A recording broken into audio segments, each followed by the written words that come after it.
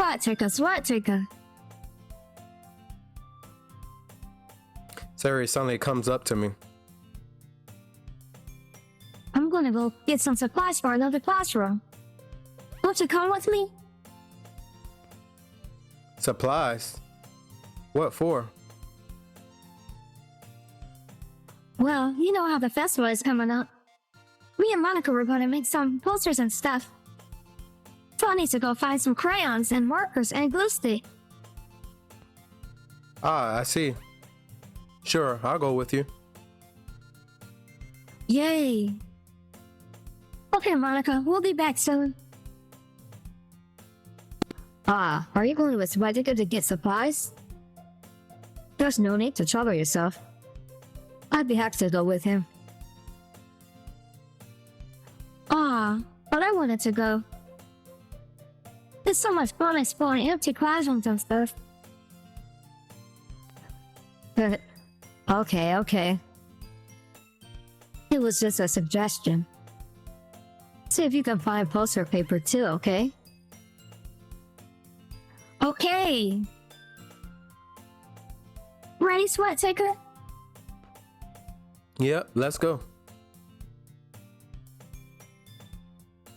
Sarah, Monica low-key wanted to come. That's crazy. Like, Sarah and I exit the classroom. I follow behind Sarah, hums and skips through the hallway.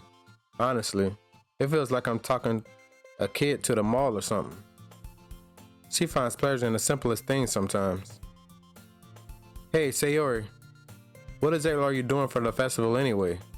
I'm not sure how you would make an event or a literature. Me and Monica have it all planned out. Don't worry. Is that so? Yep. We're gonna do poetry performance. A performance? Of what kind? Well, everyone's gonna turn on the stage and recite their favorite poem.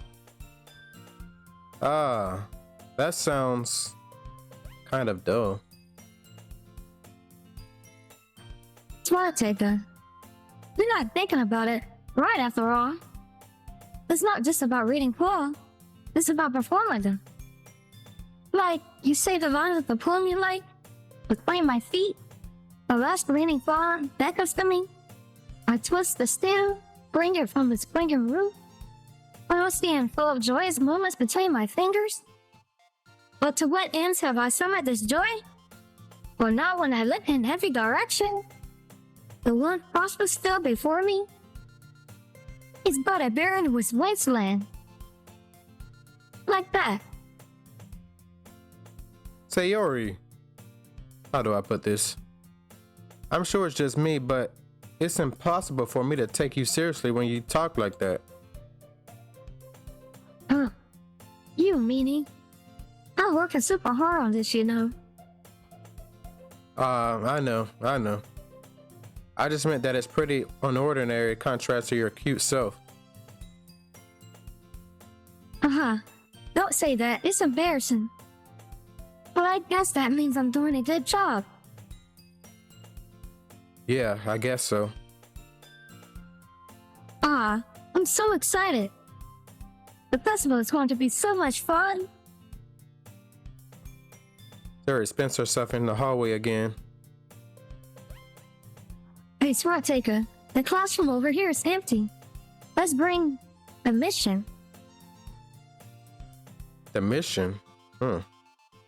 It's been a long time since I spent time with Sayori like this. But in the end, she hasn't changed one bit. She's nothing but a ball of sunshine, drawing happy vibes from the world around her. It's pretty nostalgic feeling for me. As the years went by, I began to hold myself up in a room more. So going on adventures with Sawyer brings about a special sort of feeling I forgot I had in me. The two of us enter the classroom. Sawyer heads straight to the closet, and I follow. Let's see what we have in here. Crayons. Sawyer pulls a box of crayons off the shelf. They're the best brand, too. They're kind of dirty, though. Sarah starts pulling various crayons out of the box, reading the color names. All right, that's one down. Don't get distracted. We still need to find... Wait, I'm looking for my favorite color. Fine. Then at least move aside so I can look for the poster paper. I dropped one by accident. Tell you. Tori bends over and smacks her forehead right into the shelf. She falls to the floor and the crayons spill all over her lap. Oh, wow. You okay? My forehead. Sarah clutches her forehead. Gee, Sayori. That's just like you, isn't it? Come on, let's see. Since Sarah is sitting on the floor, I grab her by her waist and pull her out of the closet. You have to have more hands, Sayori. But it hurt. Just do it for a second. Sayori slowly releases her hands from her forehead. I gently brush her bangs to the side. Oh. Sorry. There's a huge red mark on the center of her forehead. A bump is starting to form as well. Man, that's gonna swell up. I should find you some ice. Let's take a. Where would I even find ice around this time? I guess a cold drink would do. You don't have to. I'm fine with looking at the yellow card. Even winching from pain, Sarah likes a silly joke. What are you saying? I'll be right back, okay? Oh, okay. I pat Sarah on the shoulder and run onto the hallway. I locate the nearest vending machine. What should I get? It doesn't really matter since it will be used for an ice pack rather than the drink. I know Sarah likes apple juice, so I purchased that one. In just a moment, I already returned to the classroom where I left her.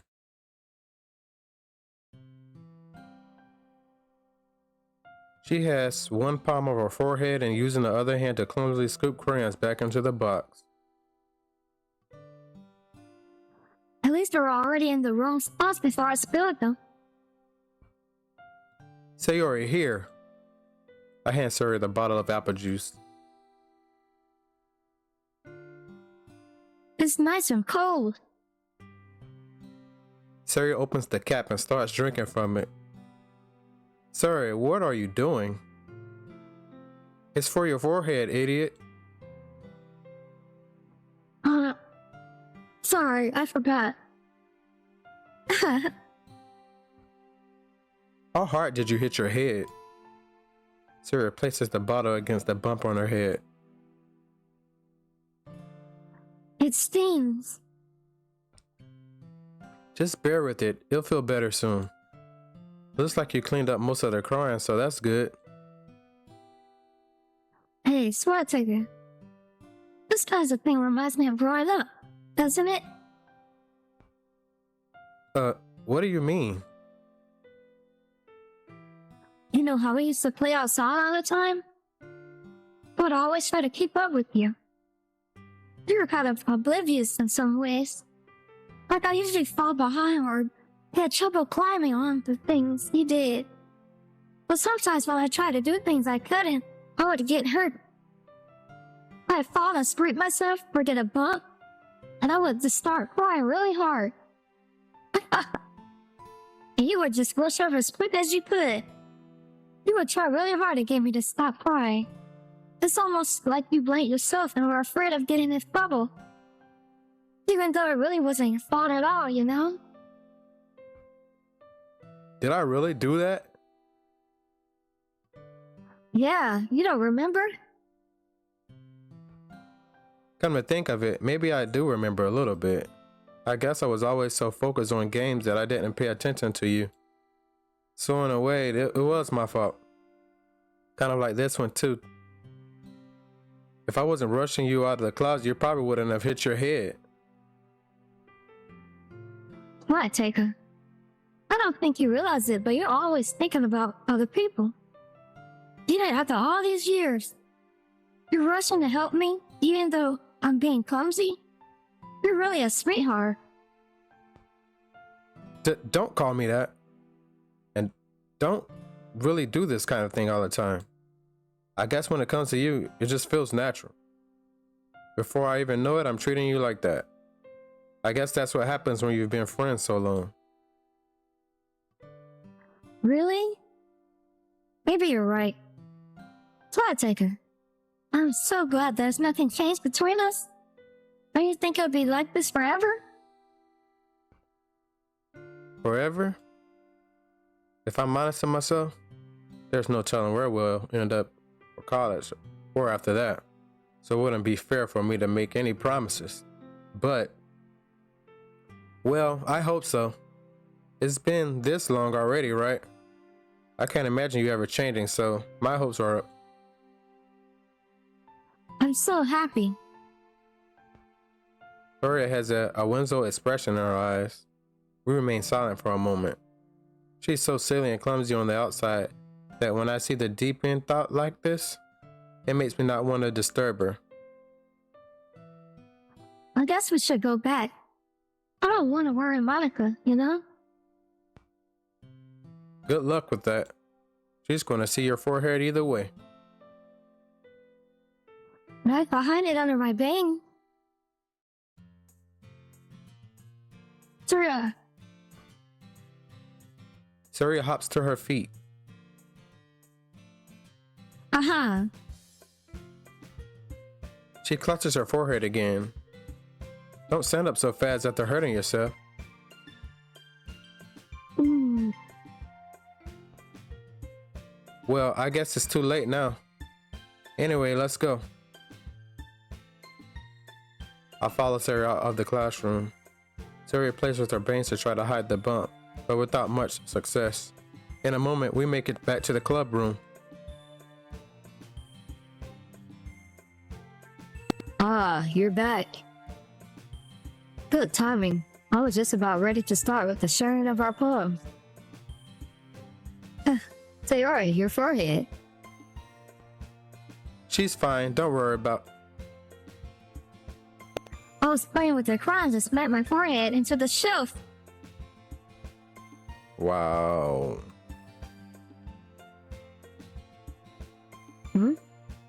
Well, anyway. Were you able to find everything we needed?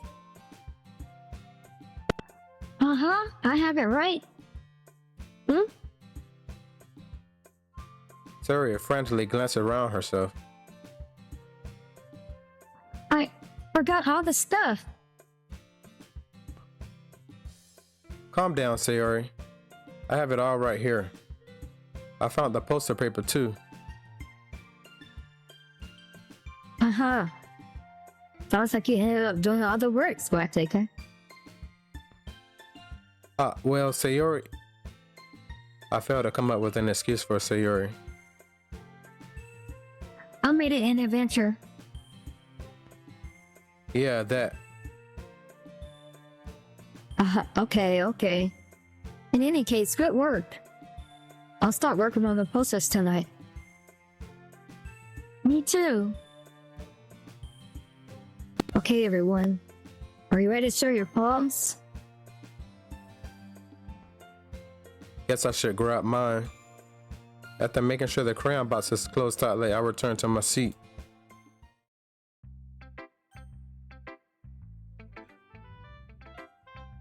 Alright, who should I read my poem to first? Let's go with Monica. Hi again, Square Taker. How's the writing going? Alright, I guess. I'll take that. As long as it's going bad. I happy that you're applying yourself. Maybe soon you'll come up with a masterpiece. I wouldn't count on that. You never know. Wanna share what you wrote for today? Sure, here you go. I gave my poem to Monica. Alright. That's pretty good. It makes me think of Sayori, like the other one you wrote. You two are like a dynamic duo. That's kind of exaggerating it. Yeah, probably. But you do spend a lot of time with her, even in this club, don't you? Then again, I don't blame you for being a little shy. I'm not shy. It's just I was just teasing you. I know it takes a bit of time to make friends with everyone. But Yuri and Asuka are super interesting people. So don't be afraid to, give them some time. And you can take to me. I'm not like unapproachable or anything, am I? no, it's nothing like that. I'm just still getting used to being here, that's all. Yeah. I'm sorry if I was putting personally or something. I really didn't mean it like that. No, don't worry. I get what you're saying. Well, alright. But anyway, you want to read my poem now? I like the way this one turned out, so I hope you do too. Alright, let's take a look. The colors, they won't stop. Bright, beautiful colors, flashing, expanding, piercing, red, green, blue, and endless. Of meaningless noise. The noise that won't stop. Violent, braiding waveforms, squeaking, screeching, piercing, sighing, buzzing, tinger. Like playing chalkboard on a turntable. Like playing battle on a pizza crust. An endless poem of meaningless. Floating.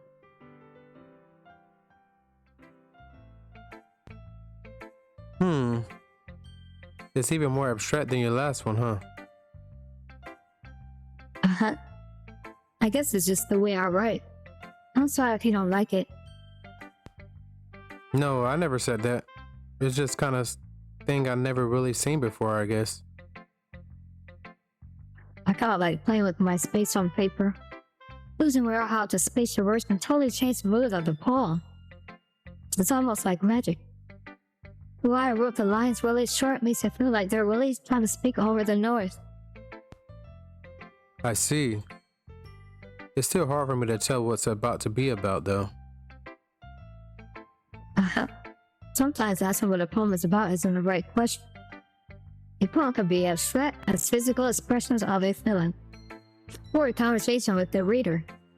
But putting it that way, not every poem is about something. Anyways, here's my writing tip of the day. Sometimes you'll find yourself facing a difficult decision.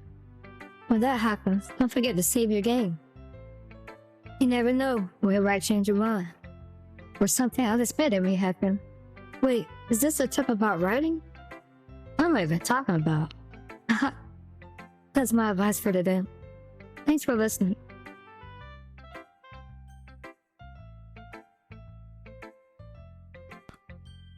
Alright, let's go ahead and talk to Natsuki.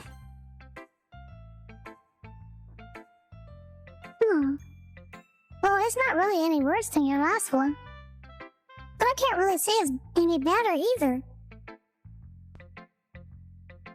Ooh. Huh? You what? Well, anything that isn't train wreck, I'll take as a win. And I get a feeling you're probably the most critical. Hey, what makes you... Wait, maybe that was a compliment. Glad to see somebody recognize my experience. Well then, keep practicing. Maybe you'll be just as good as me someday. That's, something tells me Natsuki completely missed the point. Come on, of it. This guy's reminding me of Sealer's poem from yesterday. You think so? Yeah, well, I guess you've been friends with her for so long, you might be the only same wavelength. But you never really struck me as your type. Siri has a type all of a sudden? Well, I don't know. Honestly, how can someone so fluffy spend so much time with someone like you? It's like she's dragging her on a dead weight. That was a little unnecessary. But think of it this way. If it weren't for me, she wouldn't probably just fly away like letting go of a balloon. You could say we take care of each other. Whatever it is, I don't get it. Oh yeah, I guess I'm supposed to stay in my poem. Here. Amy likes spiders. You know what I learned? Amy likes spiders. Wiggly, hairy, ugly spiders. That's why I'm not friends with her. Amy has a cute singing voice. I heard her singing my favorite love song. Every time she sang the chorus, my heart will pound. With the rhythm of the words. But she likes spiders. That's why I'm not friends with her. One time I hurt my leg really bad. Amy held me up and took me to the nurse. I tried not to let her touch me. She likes spiders, so her hands are probably gross. That's why I'm not friends with her. Amy has a lot of friends. I always see her talking to people. She probably talks about spiders. One of her friends thought I like spiders too. That's why I'm not friends with her. It doesn't matter if she has other hobbies. It doesn't matter if she keeps it private. It doesn't matter if she doesn't hurt anyone. It's gross. She's gross. The world is better off without spider lovers, and I'm gonna tell everyone. Not bad, right? It's quite a bit longer than yesterday's. Yesterday's was way too short. I was just warming up. Hope you didn't think that was the best I could do. No, of course not. Anyway, the message is pretty straightforward in this poem. I doubt I have to explain it.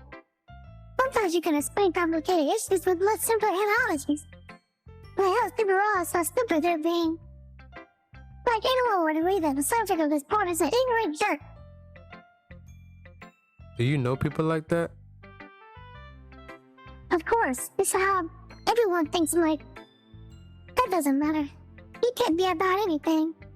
I want it to be easy to relate to. Everyone has some kind of weird hobby or guilty pleasure.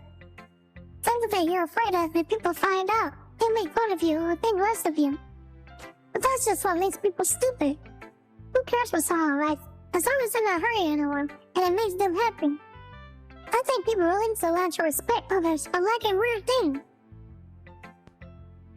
Well, you're definitely right. At least I can relate to that. And I'm sure a lot of other people can too. It's what I do best, after all. I don't like writing unless there's good message to take away from it. Like, conveying emotions is important. But I want to make people think, not just feel. Remember that. I'm gonna write a good one for tomorrow. But look forward to it.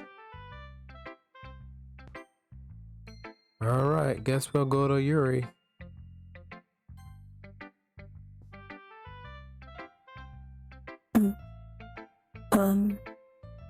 Are you still mad at me? Hmm? For disrespecting the Soki yesterday? Because reading this poem, now I know why you got mad at me. Because you prefer her writing over mine. That's not really true.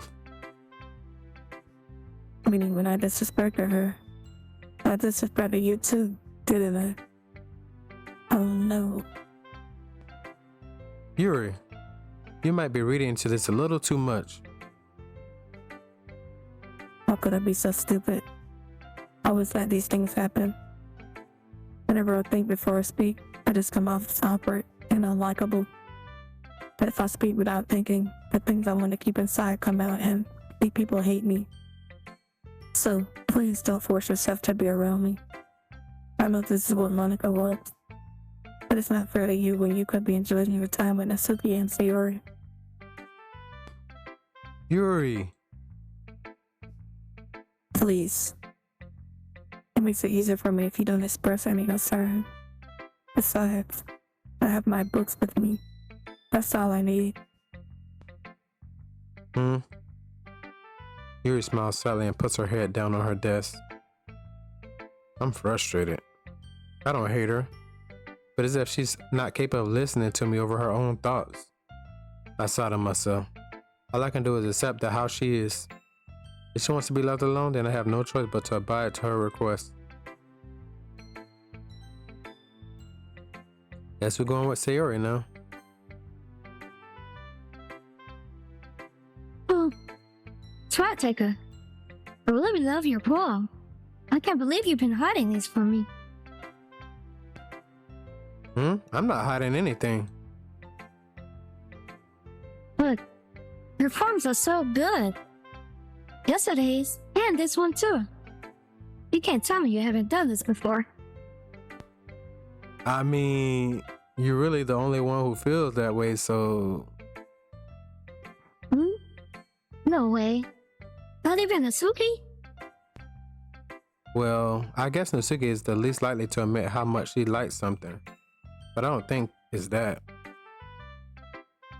What do you mean? Well, I guess I'll be honest about it. It's a lot easier to write poems when I'm thinking about you. Well, Stop thinking weird things, idiot. I just mean that you're a really expressive person, I guess. I must have to write poems about my own stupid life. But you somehow make everything in your life an adventure, even the little things. like cooking? Let's not talk about that. So yeah, I guess what I'm saying is that I can feel more feelings through you than I can through myself. We have that kind of weird connection. It's your fault for getting in my business all the time. Huh. I don't know if I understand. You never understand when I try to explain things, do you? Do you, Sayori? I pat Sayori's head. Hey, I'm not a kid, you know. Are you sure about that? Maybe. Sayori starts fiddling with her pencil between her hands. Hey, SWAT taker. Will you give me your poem? I kinda wanna keep it. Huh? Why? Because, well, this is the first time you've written something for me. Hmm? Sayori, you completely misunderstood. I didn't write this for you.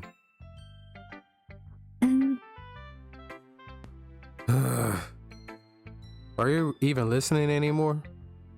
Well, whatever. I'll give it to you when I go home.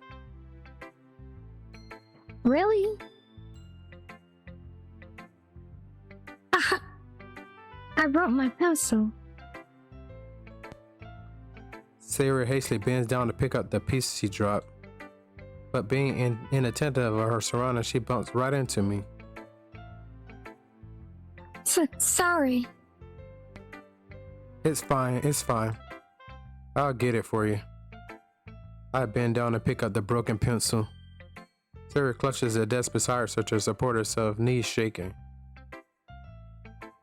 I'm a little clumsy today. Let's sit down, Sayori. Yeah. I grab Sayori's arm and help her sit at the desk. Anyway, I still haven't read your poem. Oh. Sorry, I forgot about that. But it's not as good as yours. Geez, don't worry. I'm sure I'll like it. I pop off my scalp like the lid of a cookie jar. It's the secret place where I keep all my dreams. Little balls of sunshine are rubbing together like a bundle of kittens. I reach inside with my thumb and forefinger and pluck one out. It's warm and tingly, but there's no time to waste. I put it in a bottle to keep it safe, and I put the bottle on the shelf with all the other bottles. Happy thoughts, and bottles all in a row. My collection makes lots of friends. Each bottle a starlight to make them in. Sometimes my friend feels a certain way, then out comes the bottles to save the day. Night after night, more dreams. Friend after friend, more bottles. Deeper and deeper my fingers go, like a swan in a dark cave, discovering the secrets hiding in nooks and crannies. Digging and digging, scraping and scraping. I blow the dust off the bottle cap. It doesn't feel like time elapsed. My empty shelf could use some more. My friends have built my locked front door. Finally, all done. I open up, and in come my friends. And they come in such a hurry. Do they want my bottles that much? I frankly pulled them from the shelf one after another, holding them out to each and every friend, each and every bottle. But every time I let one go, it shatters against the tile between my feet. Happy thoughts, and shards all over the floor. They were supposed to be for my friends. My friends were all smiling. They're all shouting, pleading something. But all I hear is an echo inside my head.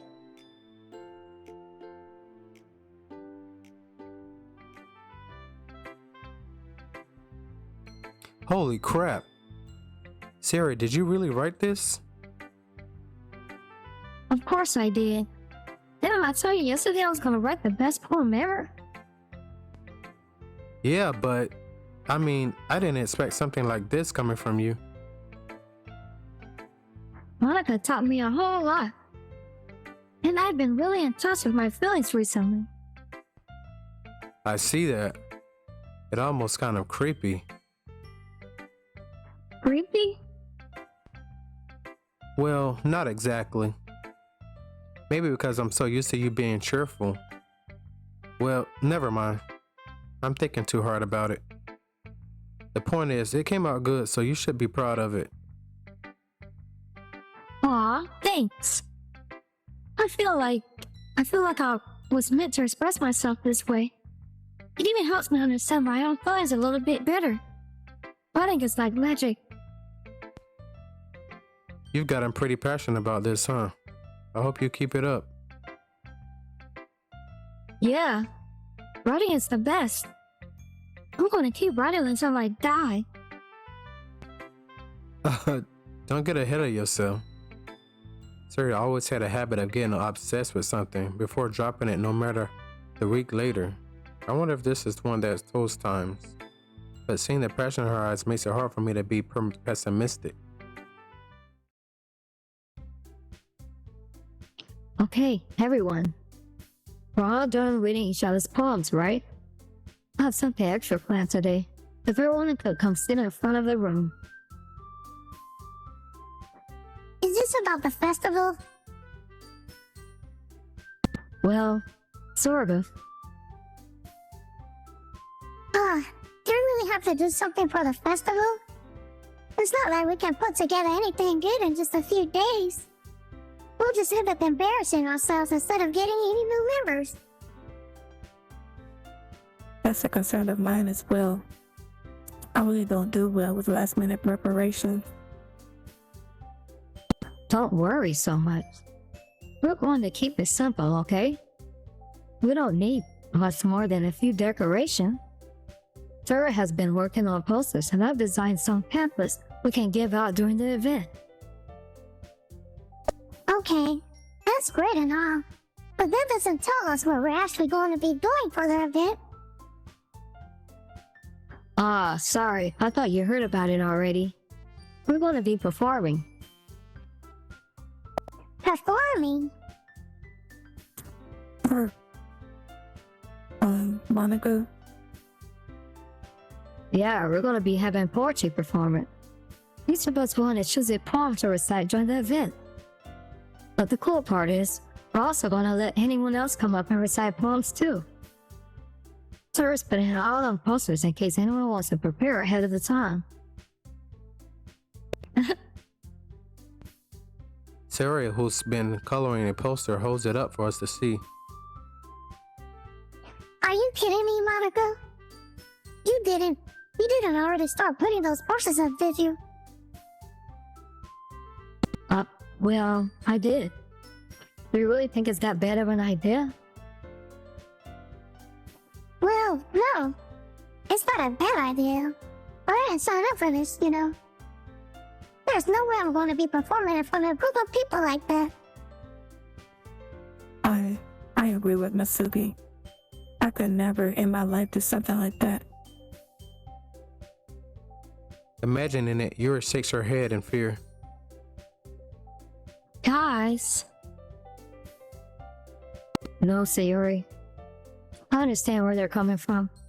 Remember that Natsuki and Yuri have never shared their poems with anyone until just a couple of days ago. It's a lot to ask for them to recite their poems out loud to a whole room full of people. I guess I kind of overlooked that. So, I'm sorry.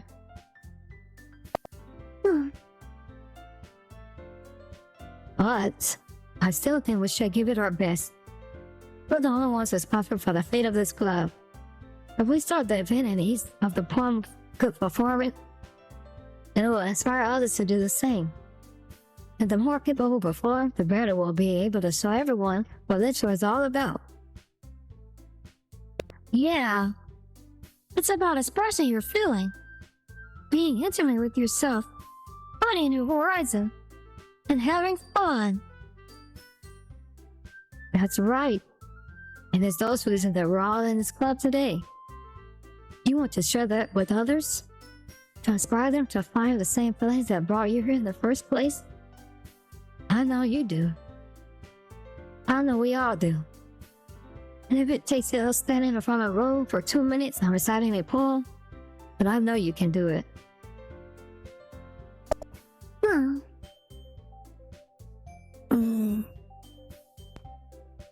Natsuki and Yuri remain silent. Sarah looks worried. I guess that leaves me no choice. I agree. I don't think it's too much to ask. I think Sarah and Monica have been trying really hard to get new members. The least we can do is help them out a little bit. Well, maybe, but It looks like Natsuki doesn't have an argument left.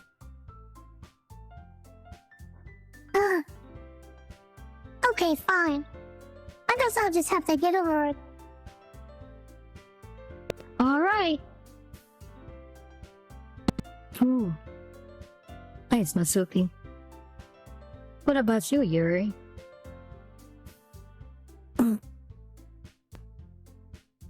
Yuri dejectedly glanced around at everyone else.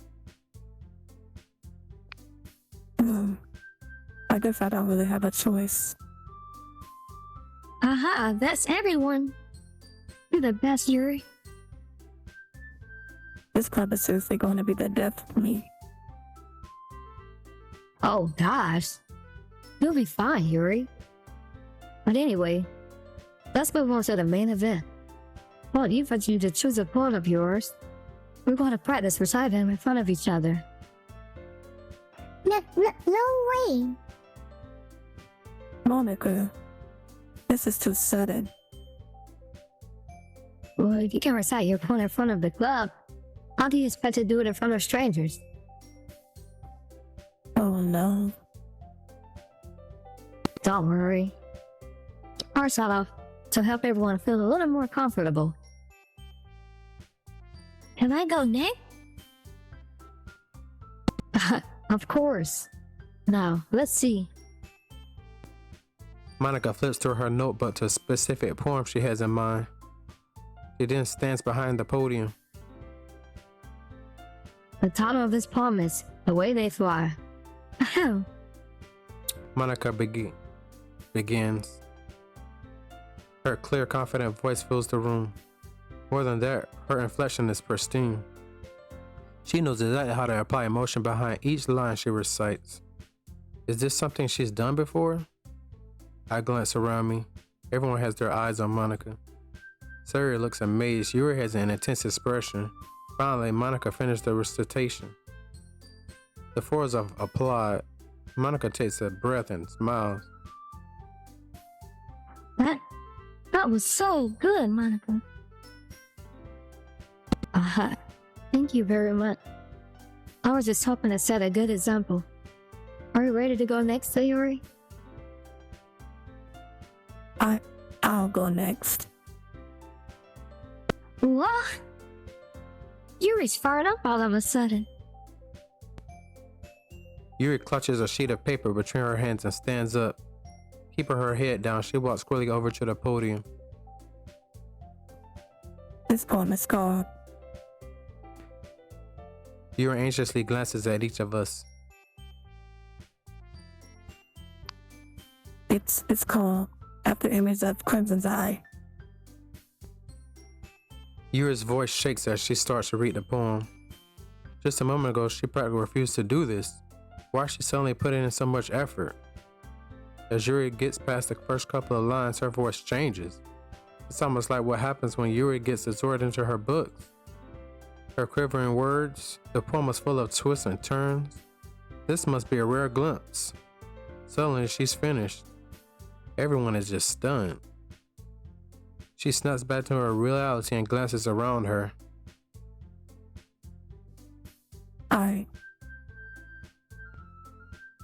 It's up to us. I'm the first person to start applauding. Everyone joins me afterward, and we give Yuri the recognition she deserves. It's not that we didn't want to applaud for her, but we were caught off guard. As we applaud, Yuri holds up the poem to her chest. Yuri, that was really good. Thank you for sharing.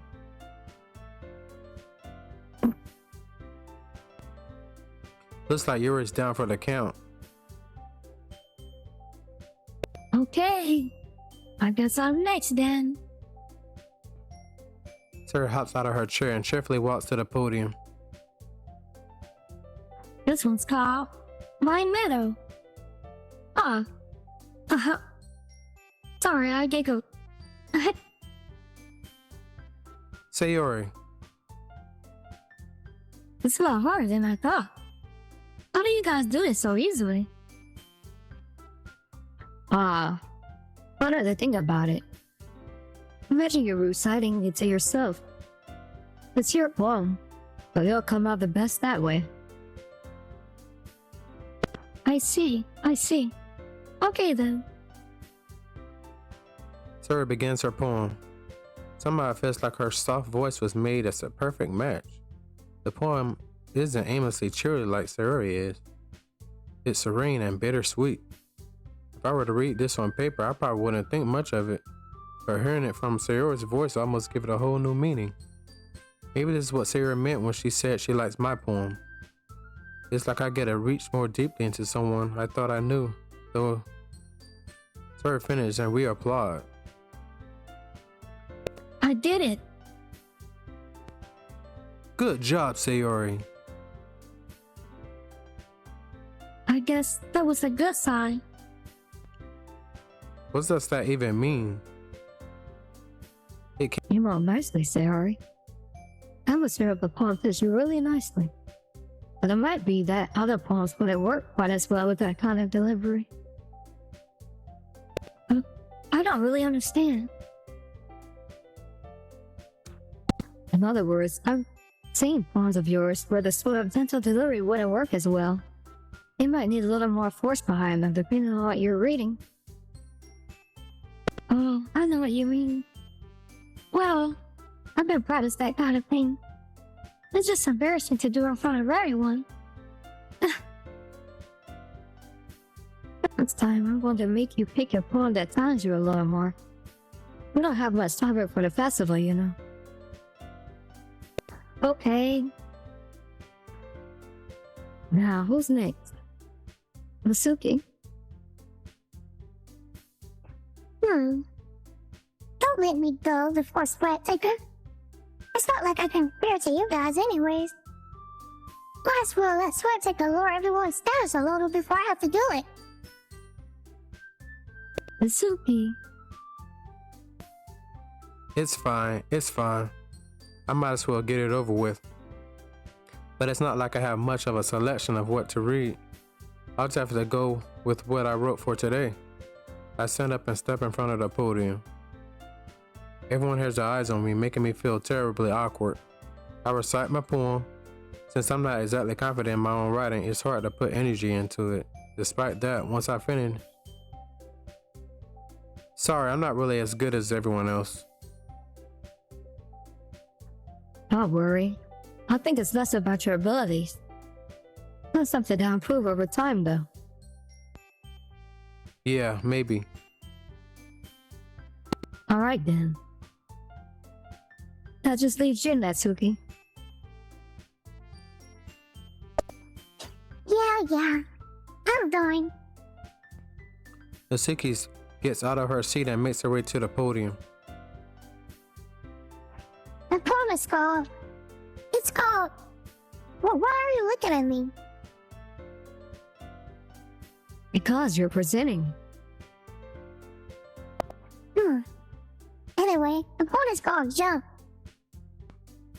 Natsuki takes a breath. Once she starts reciting the poem, her sour attitude disappears a little. It's Natsuki's trademark style. The words feel like they're bounced up and down. She finishes and everyone applauds. She huffs back to her seat. That wasn't so bad, was it? Easy for you to say. You better not make me do that again. Well, you at least feel prepared enough to recite a poem in front of other people. I mean, doing it in front of other people will be way easier. I can put on whatever face I want for other people. But when it's just my friends, it's just embarrassing. That's a surprise, Natsuki. I think it would be the other way around for me. Well, that's just how it is, so. Well, I guess in that case, you won't have much to worry about it for the festival. That said, I want everyone for coming through. It might be hard, but I hope that you all have an idea of what's like now. Make sure you pick a poem and get enough practice before the festival, okay? I'll be making pamphlets, so let me know ahead of time what you'll be reciting. Jeez, I should probably find some other poem to recite instead. That's fine too. It doesn't have to be your own. I'm already pleasantly surprised that you're putting all this effort into the club. It makes me really happy. Why she bending like that? Okay, everyone. I think that's it for today. I know the festival is coming up, but let's try to write our poems for tomorrow as well. It's been working out really nice so far, so I'd like to continue that. As for the festival, we'll finish planning tomorrow, and then we'll have the weekend to prepare. Monday's the big day. I can't wait. I can do this. I can do this.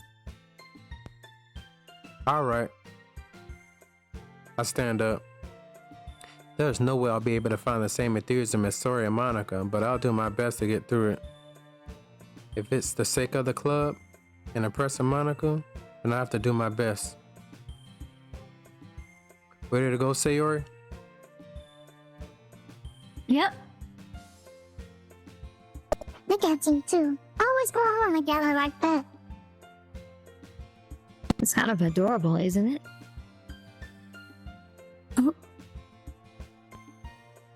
Jeez, guys. Don't make such a big deal out of it. It must be a little nice though.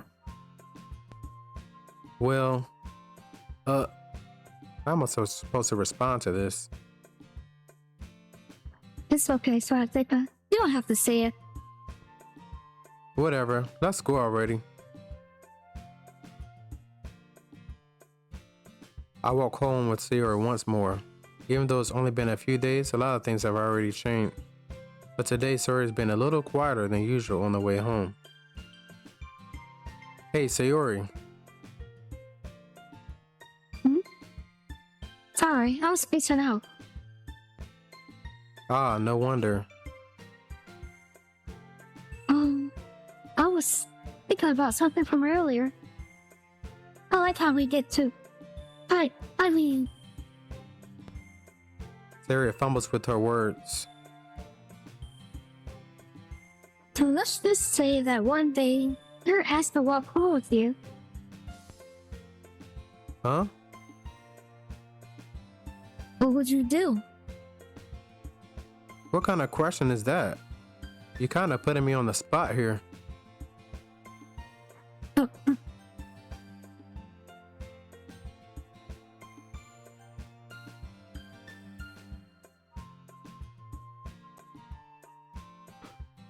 Well, what would I do?